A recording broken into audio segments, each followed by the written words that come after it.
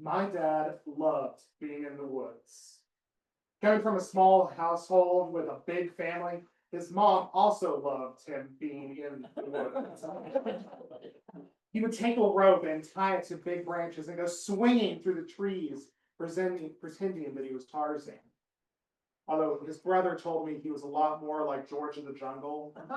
He'd get to swing in and all of a sudden, watch out for that tree.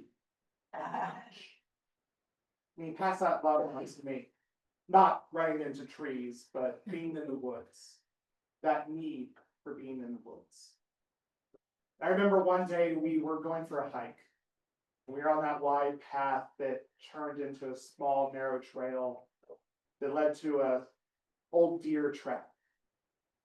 A deer run that was so old even the deer forgot where it was that it faded into nothing. We came in this clearing with this pond. Everything was still and quiet.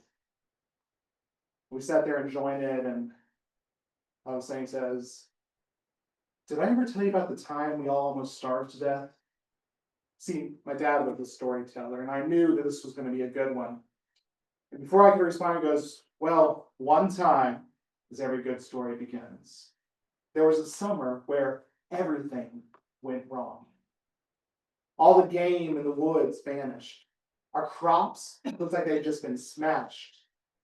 Even the hens weren't laying eggs, because every good story needs a chicken. And he knew that if he didn't do something, his family would probably starve to death.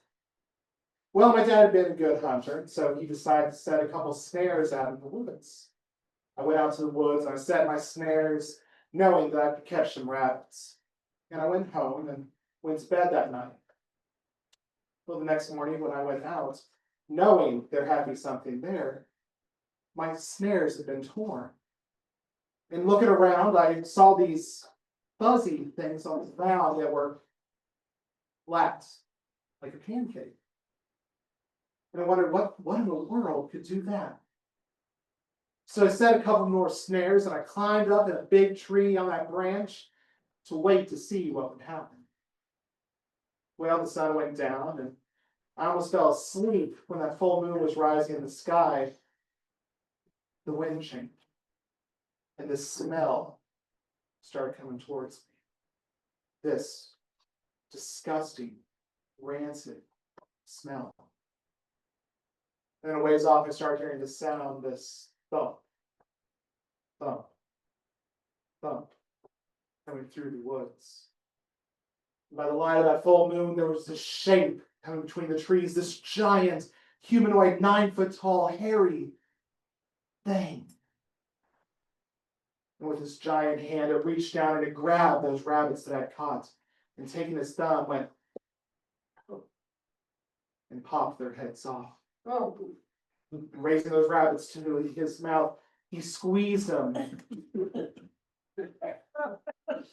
Sucked everything out like a Capri Sun, tossing everything. And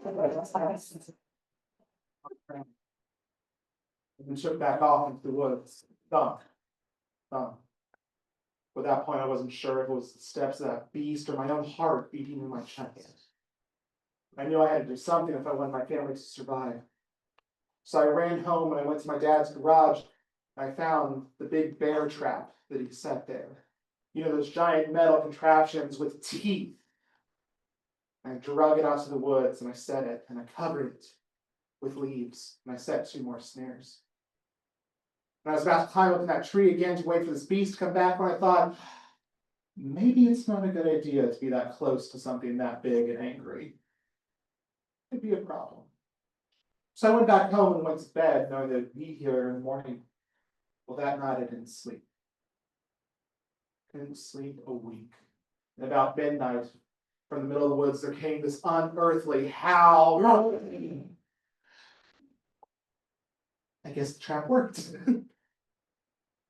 In the morning, I went out there, not knowing what I was going to do when I found him, but knowing that I had to see what happened.